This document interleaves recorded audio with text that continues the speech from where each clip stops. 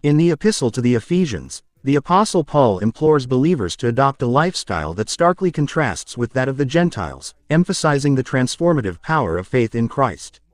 The passage, "This I say therefore, and testify in the Lord, that ye henceforth walk not as other Gentiles walk, in the vanity of their mind," serves as a clarion call for Christians to reflect on their conduct and worldview. At its core, Paul is urging the Ephesians to recognize the futility of a life lived apart from God. The vanity of their mind refers to a mindset that is self-centered and devoid of spiritual insight. It is a life that prioritizes earthly pleasures and pursuits over the deeper, more fulfilling relationship with God. This vanity leads to a darkened understanding, as Paul notes in verse 18, having the understanding darkened, being alienated from the life of God through the ignorance that is in them, because of the blindness of their heart. Here, Paul paints a vivid picture of spiritual alienation. The darkened understanding signifies a lack of clarity and wisdom that comes from a life disconnected from divine truth. Ignorance, in this context, is not merely a lack of knowledge, it is a willful turning away from God's revelations.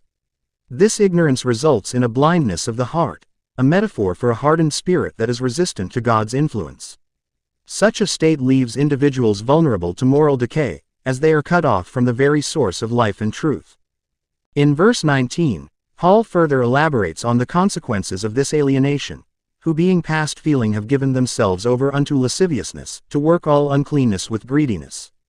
Here, he highlights a chilling progression. When one becomes past feeling, it indicates a desensitization to moral and spiritual truths.